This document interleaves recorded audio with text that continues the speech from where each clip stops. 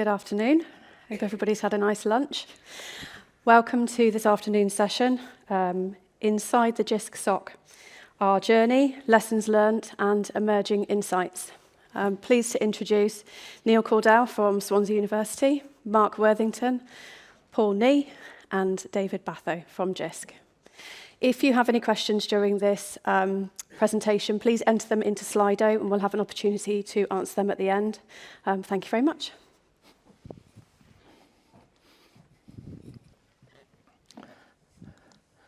Good afternoon, everybody. This morning we're talking very much about the journey of the SOC, and again, I'm going to cover a bit of the threat landscape, a bit more in detail of what we did this morning. Again, I'm going to talk very much about the threat actors, social engineering from the CISO team and from Jisc, and globally, we're seeing phishing, smishing being absolutely key to cyber incidents in our sector. Example of that is the click fix attacks. And of course, email compromise is still very high on the agenda. But also, we talk very much about the compromise of public-facing vulnerabilities. The lack of patching and patch management within organization is still the initial vector to get into organizations.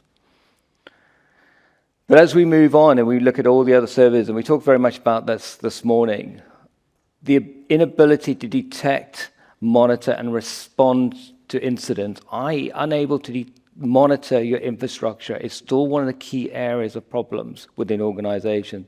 The inability to know where your servers are, what are they doing, and actually being able to track that is a big challenge. But as again, we talked about over the last few days, or the last day or two really, is around identity protection. Know where your identities are. A lot of the incidents we're seeing is about identity protection, not knowing your identities, not knowing what student staff you have in an organization, or what agencies, contractors you have within your organization. So I want to take a bit of a journey over the last few years, since 2021. The CISO team have been around since the early 90s, protecting the Janet network. But in 2021, we made significant changes in the way that CISO operated.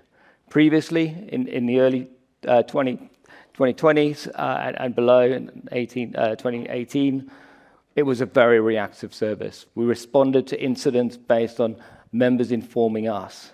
We had to make significant changes. We had to respond to the sector more effectively by working and becoming more proactive. The way that we did that was make significant changes to the cyber division in that way it operates. We looked at creating a new proactive team, bringing in the right tools, the right staff, and the right technology to deliver a CISO team, security operations service, that will meet the ever-changing sector within the UK. That led us to looking at ensuring that we have the right accreditations, CREST accreditations, CIR level 1, or now standards in our CISO team. The idea is to ensure that we are capable of delivering at national scale to protect the education and research sector. Back in March this year, we officially launched the Security Operations Centre to protect the educational sector, focusing purely on education and research within the UK. That was an enhancement in the IR service, so the incident response side, a significant improvement in that. And of course, the CTI stuff. We talked very much about this morning. The capability, the capacity, and the tools that these teams are using to protect the UK educational research sector. And of course, behind all of that is the DDoS platform to mitigate the attacks against the UK infrastructure and the Janet network. So I'm going to hand over to Paul, who's going to take you through the discovery of the CISO team and of the SOC. Thank you. Thanks, David. Okay, so the journey's been long. So for those of you who've been coming to the security conference for a long time, Jisc has been talking about operating a SOC or running a SOC service for probably 5 or 6 years, but actually the process of developing and looking at what the sector needs, what the sector wants, and the key elements probably started, as David said, about 18, 24 months ago. And that process really started with an initial discovery, looking at what are our goals for creating a SOC service for the sector.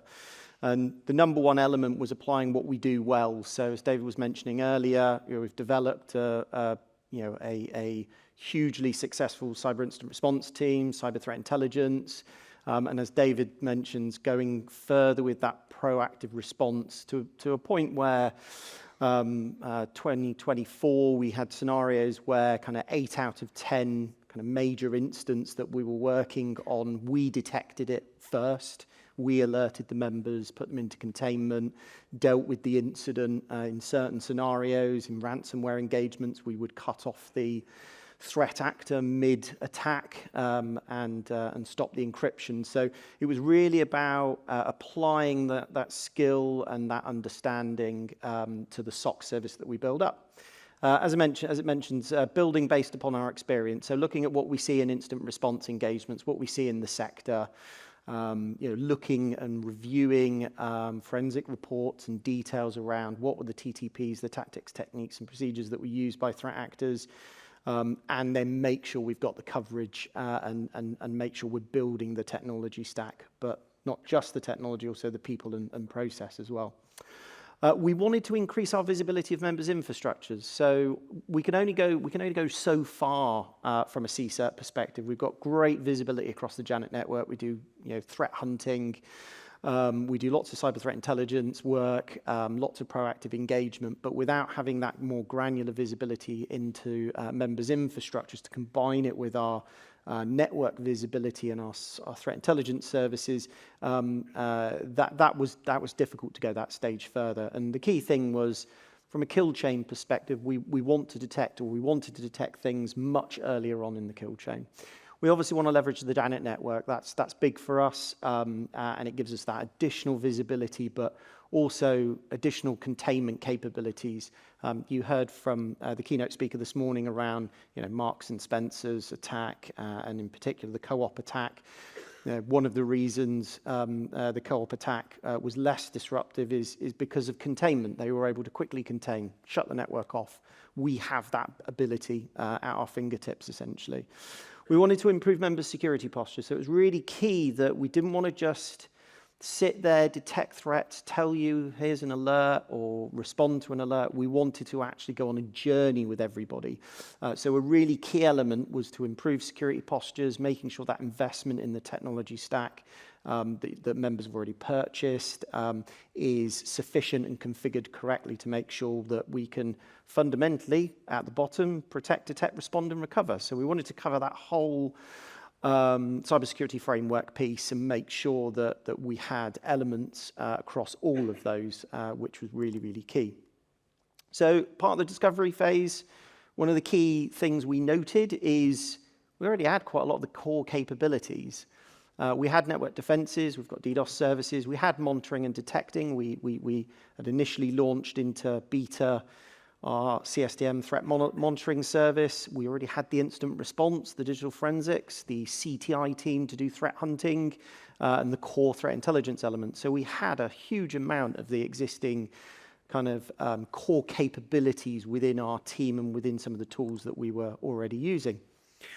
We identified some essential technologies, and it's key to understand SOCs are changing rapidly. You've heard a lot about AI today, and that's going to change things even more. But the traditional model of shoving absolutely everything into your SIEM, building out detection rules purely based on raw SIEM data, that is different. We're in a different world now. Endpoint detect and respond, and expanding that with identity protection. These are core elements, and as is shown on the slide, the SAN SOC survey from this year showed that 85% of respondents said that endpoint security alerts are their primary trigger for response at that early stage of detection. We needed to make sure as well that we could contain effectively. It's all well and good monitoring and seeing a threat, but if we can't effectively contain, what's the point? So endpoint containment was really, really essential. That then complements the network containment ability that we've got on the Janet network, so we can give that kind of full containment function from minor incident all the way up to kind of a major ransomware scenario. SIEMs are important. Really important for log correlation from multiple sources, and as it mentions, the historical approach prior to EDR was to throw everything at it. But what we've gone with is more of a nuanced approach where we're identifying critical assets, predominantly server infrastructure and systems that are deemed critical to the organization, bring all those logs in to complement the EDR and the XDR, concentrate on systems that can't have EDR technology deployed, and there are lots of them, firewalls, for example, VMware, and bring those logs in. And automation is key. That's a really, really important element, and you can't do that, and you can't have the scalability without it. So we then moved into, within Jisc, what's called the proof of concept phase for our product kind of life cycle process. And we initially started off with 2 members, one in FE, one in HE, and broadly, as it shows on the slides, those were the kind of elements we wanted to test. We needed to build up the additional capability, so we needed to test the onboarding process. How long does that take? What do we need to do? What does it look like? We wanted to make sure we can refine log ingestion and get the right data, and looking at it both from a detection but also a forensic perspective as well. We needed to build out bespoke detection rules. Yes, we've got the EDR and the XDR technology, but they don't pick up everything. So having those additional detection rules are essential. Playbooks, we needed to have response playbooks. We had a lot of these already within the kind of CISO service, but it's then tailoring them to be a full SOC service from initial triage all the way through to containment and remediation. The response actions, making sure we can contain with the technology stacks we're choosing. Can we contain at an endpoint? Can we contain on an identity? And then the last one, threat hunting, which is another key component. So rather than sitting and waiting for a detection, actually proactively threat hunt for potential threats that the detection engines are not picking up and respond to those. And again, that's another key part of the testing process. So how did we test that? We used purple teaming. So we initially engaged with our internal pen testing team and completed a red team exercise or a purple team exercise, and we chose an assume compromise approach. So assume an endpoint is compromised, and then what can the threat actor, the pen tester, the red teamer do? Can we detect it? And we kind of went through 2 phases. One was full disclosure, where basically, full purple team, the red team is sat there telling the defenders, the blue team, what they're doing. And then they can check that they're detecting it. Is there anything we're missing? It helps improve the detection, facilitates knowledge transfer, and validates security controls. And then we had a no disclosure option. So that was radio silence. Pen tester goes and does whatever they want within scope, obviously. And we had to try and detect them. And we wanted to measure key performance indicators. So mean time to detect, mean time to respond, to ensure that we could meet those requirements. So there are a lot of lessons learned from the proof of concept. The biggest lesson learned is identity protection. You've heard a lot about that in the security conference so far today. But without an identity protection solution, whether or not that's Defender for Identity, if that's CrowdStrike, those are the 2 key ones we chose as an EDR XDR vendor for the moment. You needed that additional detection, because if an EDR gets bypassed, you want to still detect those threats towards your identity systems. And most threats are targeting identities, user accounts, admin accounts, privilege escalation, and all of the attack vectors that are mentioned. And the key thing, and it was mentioned earlier on in a kind of military context of defense in depth, it gives you that defense in depth. If the threat actor bypasses your EDR, you've got options available. Another key one that we identified is, and a lot of kind of providers will go down the route of, okay, we'll just protect your critical assets, or your servers, and we won't worry about your endpoints. We'll put EDR on those to keep the cost down, but it's not enough. Initial access vectors are phishing. Where do phishing go? Endpoints. If you want to catch it quickly enough and early enough, you need to be detecting on the endpoints. And also a big lesson that we learned across when we were reviewing all the EDR kind of providers is not all providers support manual containment. Microsoft Defender with the requisite licensing and CrowdStrike do, and the same for identity protection as well. So A lot of them, you have to buy the higher level licensing. Some of them don't do it at all. And that's a key element. If you can't contain the endpoint, then, as I said earlier, you've got some problems. We did some market comparison to look at SOC providers and what they're doing and try and fill some gaps. There were kind of some key highlights from that, insights. There are certain hidden or additional charges, some charge for onboarding, some charge for extra consultancy, etc. The types and level of response are inconsistent. So it might be just alerting and then we'll send you an email to tell you something's going on, what I call the kind of old style managed SIEM type service, all the way through to containment. So it's really key when you're looking at these things, what the options look like. A lot of them don't include incident response and digital forensics. That's extra. You've got to pay extra for that. So you get that within your membership. SOCs don't do assurance, or not SOCs do. A lot of SOCs don't do assurance testing. So doing that red team, purple teaming, doing that testing during onboarding to make sure your detection rules work correctly is essential.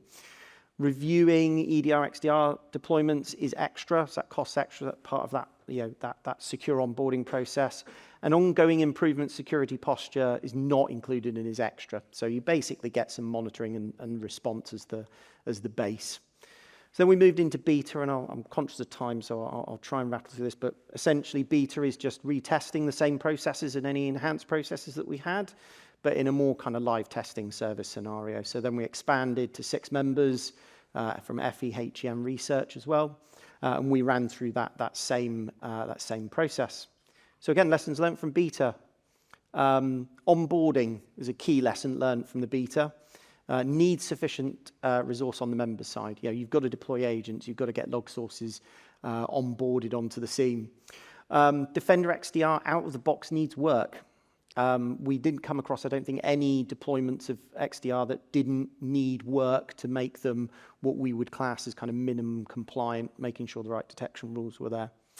The onboarding process has hugely improved member security posture. So through that journey of onboarding, we've also helped with their security posture. And testing, detection and response during onboarding, absolutely essential.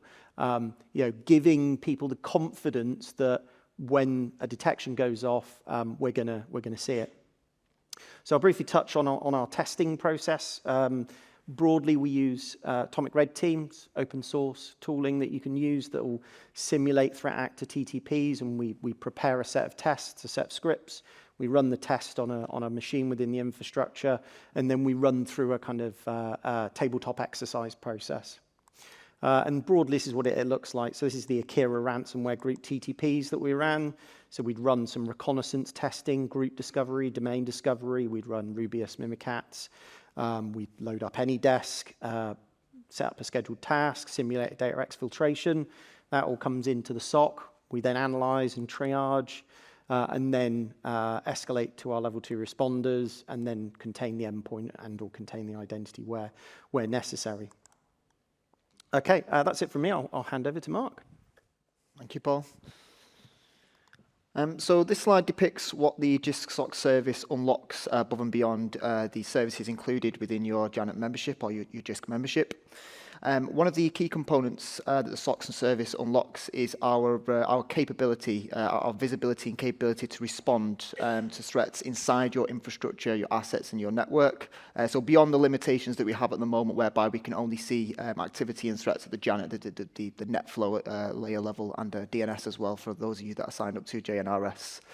We respond to threats using 2 means, or 2 supported XDR environments. Those are Microsoft Defender and CrowdStrike that Paul referenced earlier. And we respond in 2 ways. It's not just endpoint-based containment, so containing your servers and your endpoints, but your identities as well. We also ingest logs not just from those XDR platforms, but from wider platforms, so the likes of virtual host infrastructure, gateways, VPN infrastructure, firewalls, and such, to ensure and allow for a more robust detection and response capability. That also unlocks additional threat hunting capability for us. Beforehand, we could only threat hunt at the Janet network layer and at the DNS layer, for those of you that have, again, signed up to JNRS. And now we can hunt inside your network and your infrastructure, and there are some detection use cases and war stories that I'll go through in some of the later slides. We do this by ingesting those logs into our backbone, our SIEM solution, if you like, for alert triage and case management, which is Splunk. And on top of Splunk sits SOC. It's the Palo Alto XOR solution, which brings about the automation capability that Paul referenced. It correlates alerts from different detection sources. So you might have some detections from your EDR stack, some from your identity stacks, from your cloud solutions, that the SOC works to interknit those and provide our SOC and our SOC analysts with a more enriched picture of events as to what's actually happening inside your infrastructure, instead of picking up on isolated alerts to respond to, essentially. The other thing that we do as part of the SOC journey onboarding you, so Paul referenced there, we work to improve and harden your security posture. We don't just look at the likes of your EDR solutions, we also look at your Active Directory security posture and your cloud infrastructure stacks, and we don't just do that at the point of onboarding as well. We do that continuously using security posture assessments against CIS benchmark controls, and we do that annually. So it's not just done at the point of onboarding, it's done continuously whilst you're with us as a SOC customer. Cool. So here's some questions you might want to ask when comparing our SOC to other providers and competitors. The Jisc SOC has no hidden charges with onboarding and with those security hardening, those hardening workshops, those security posture improvement workshops. Obviously we conduct those not just to help with visibility, to help turn on bells and whistles that the EDR detects and alerts to, allowing for more enriched response capability, but we also do it for prevention as well. Obviously, prevention is better than cure. What the response SLAs actually cover, so are the response SLAs just automated emails or automated actions? Within our SOC, the response is always sort of human-led, so alarms trigger, and SOC analysts and response analysts out of ours pick up the response to those alarms that are actually making decisions based off that correlated activity as to whether the likes of containment actions need to be made against assets, identities, or network level if it looks like it's sort of delving into major incident circumstances. Is incident response and digital forensics actually included in the core SOC service? So this is something that we've picked up off the back of CISO incident response engagements for our Jisc members. We find that when we've collaborated and worked alongside third-party SOCs that were in place before the incident took place, when a major incident happens, like a full domain or ransomware compromise, the response to that major incident was handed over to a separate team, almost a separate team entirely than the day-to-day SOC team. Quite often, the digital forensic reports that go with that came at an uplifted cost as well. Those enhanced digital forensic reports were quite expensive and weren't included in the core SOC offering. This is all included within the Jisc SOC. Our day-to-day sort of SOC responders make up the same makeup as to our CISO major incident response team. They're not separate teams and not separate skill sets and resources. And does the SOC perform assurance or validation work before go live? So Paul mentioned some of the Atomic Red Team the scripts that we run there, which emulates the Akira ransomware group TTPs. This is some of the work that we do to validate and provide assurance that we're ready to go live and that we're capable of responding to threats against your infrastructure and your environment. Is security hardening support part of the onboarding process for these other SOCs, or are they taking you through that security posture improvement journey? Are they looking to prevent threats as well as respond to threats, or are they just looking to deploy basically sensors to your endpoints and do MDR-based response? And will the service actively improve my institution's security posture over time? So again, just referencing those security posture assessments that we carry out annually with you. And I'll hand over to Neil. Thank you very much. So basically, we're in a position at the last year, where we were coming to the end of a commercial SOC, and we had some strategic decisions to make. And essentially, you want managed security solutions and services to be long-term solutions. You don't want to be chopping and changing, because it's massively disruptive, any onboarding. We'd had the misfortune to use the CISO services a number of times, but we are really positive about them. They produce an excellent service and helped us through some very difficult times. And what we found was the commercial SOC was a little bit absent in that process. So that was quite a big influencer for us. Removing the number of people involved, and third parties particularly, during a cyber incident, simplifies the whole process. So for us, that was quite a strategic thing. The other really strategic piece of this was commercial SOCs. In past jobs, I've onboarded SOCs a number of times.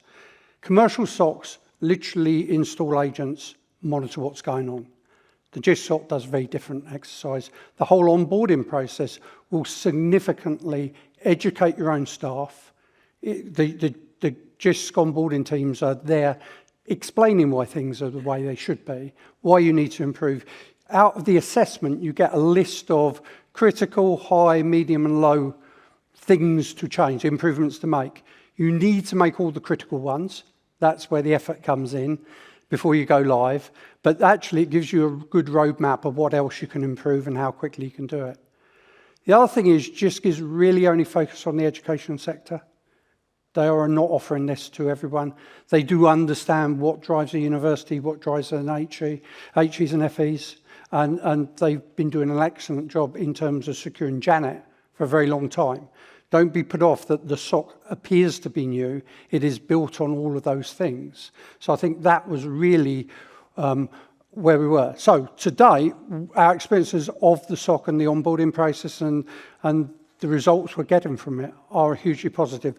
We're looking to shift stuff left. I speak with David on a regular basis about what else the SOC might do. And there are plans in the pipeline to massively improve it. But being a member-driven thing, we've got the opportunity as members taking the SOC to influence where it goes, and they're receptive to that. During the beta process, there are a number of things we've suggested that have been taken on board and improved the onboarding. So, Mark. Thank you. Okay, so a couple of stories now that depict some of the responses that the Jisc SOC has responded to so far. The first one here is a relatively simple response. A couple of customers had different detections, detections across obviously different infrastructure sets related to different customers, but in both circumstances, those detections related to Lumma-Stela malware. These detections dropped into our SOC, our Splunk central pane of glass for alert triage and response, and it spawned two response work streams. This first sort of Jisc response work stream depicted on the top there is the SOC analyst response. They work to triage the alerts, to understand the scope, the depth, the severity of what they're looking at, to understand actually what are we seeing, is this true positive in its nature? Are we potentially responding to false positive activity? What were the actions and objectives before the detection, after the detection? Did the EDR block the activity, so on and so forth? Once they've established that they've got high confidence behind compromise activity, the level 1 analysts then escalate to the level 2 responders to invoke containment against the assets and identities involved in that compromise activity. The other work stream that spawned off the back of these detections, especially whilst we'd seen these against more than one customer, so we've seen a spike in Lumma-Stela malware detections, was a response from our threat intelligence team to threat hunt for Lumma malware and to help proactively block this for the education and research sector. So pulling IOCs from the detections from our SOC customers and enriching that with additional threat intelligence available to us via our threat intelligence sources. We managed to pull around about 1,300 domains associated with Lumma malware, and we blocked these in JNRS not just to help protect and prevent attacks and compromises to our SOC customers, but for the wider education and research sector as well that sign up to and utilize and configure that JNRS service, that DNS filtering service.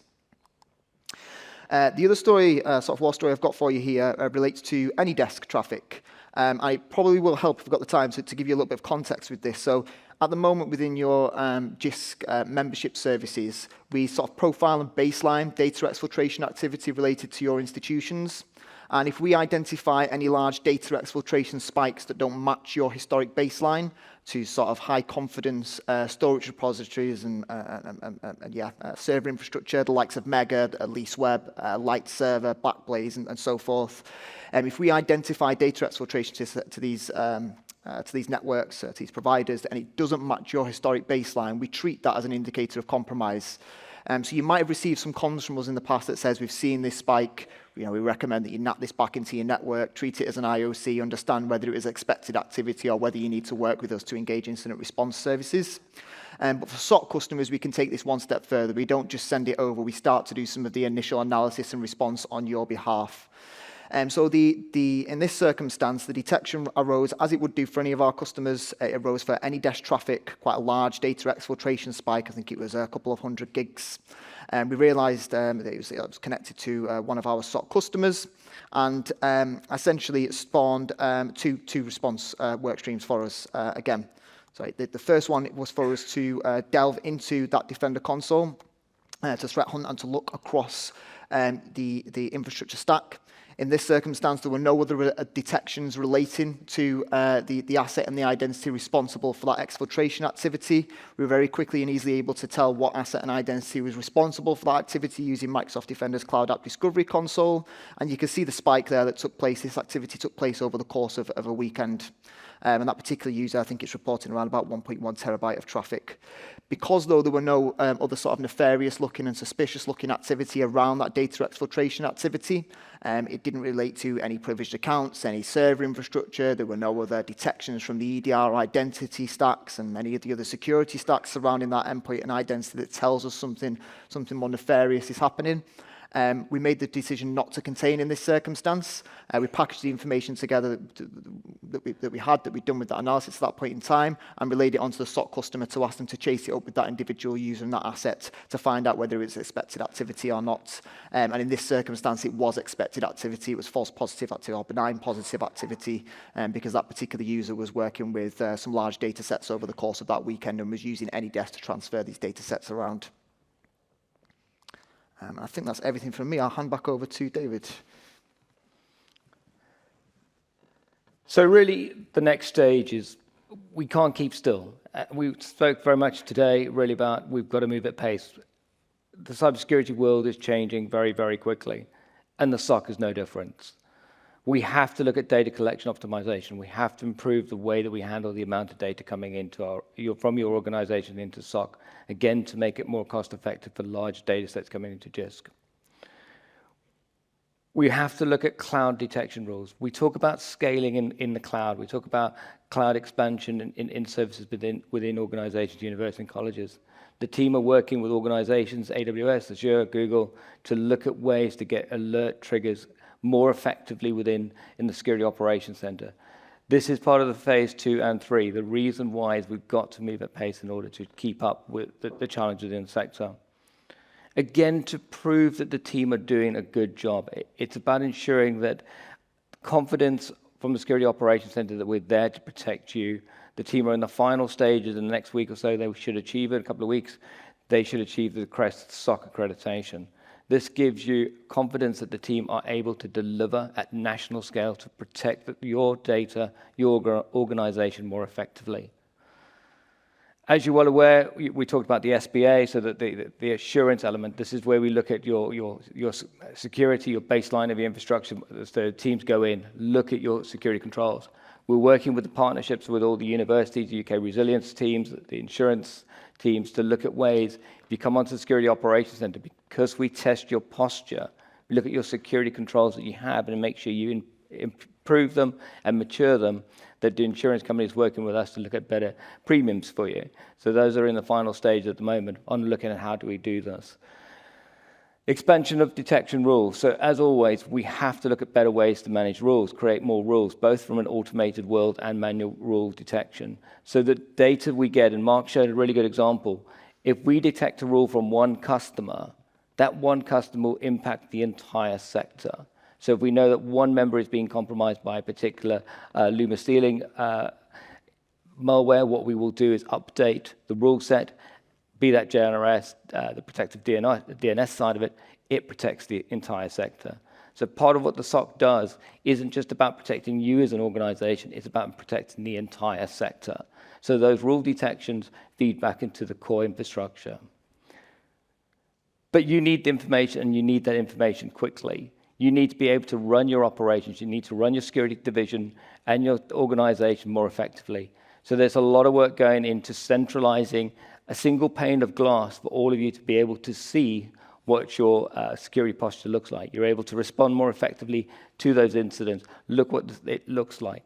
Aligning to your JNRS and every other service you have from Jisc, your DDoS side of it as well, brings it all into a single dashboard so you can see what your security posture looks like from that point of view. We're moving to external attack surface management. So this is looking at the entire Janet network. We're looking at what's exposed from your organization. We're looking at what threats you all have, commonalities, working with organizations such as yourself to look at how do we improve that. These are all in the pipeline at the moment. Most of these will be going live in the next 6 to 12 months, probably earlier, and then phase 3 will be starting as well.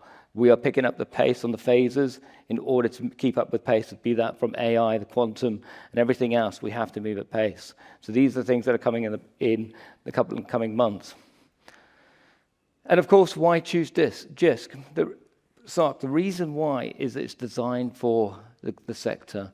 It's co-designed by universities, colleges, to make sure it meets the needs of what you need to do to protect your organization. And what you put into it, and the threat intelligence that comes out of your organization also helps protect the other organizations. It's 24/7 hours detect and respond on enhanced containment because of the Janet network. Threat intelligence at the heart of what we do. As I said this morning, our threat intelligence, our education specialists, they target and look at threat actors targeting the educational sector. And of course, the NCSC assured CCERT, and of course all the other accreditation to ensure that they are there for confidence that they're able to deliver and protect your infrastructure. And of course, it's not just about us protecting your infrastructure, looking at those rules. It's very much also about improving your security posture. It's about that maturity. It's that continued journey. It's not just about the technology side of it as well. Please meet the team around in the security exhibition hall if you have any questions. And download the security operation brochure if you guys have anything around that. Thank you very much. Jazz. Hello. Thank you. That was really, really interesting and has generated a few questions from the audience. So first up, is there any reason why Sophos is not a supported EDR solution in the SOC service, even though it is or was prevalent across the sector? Who would like to take that? I can probably answer that if you like.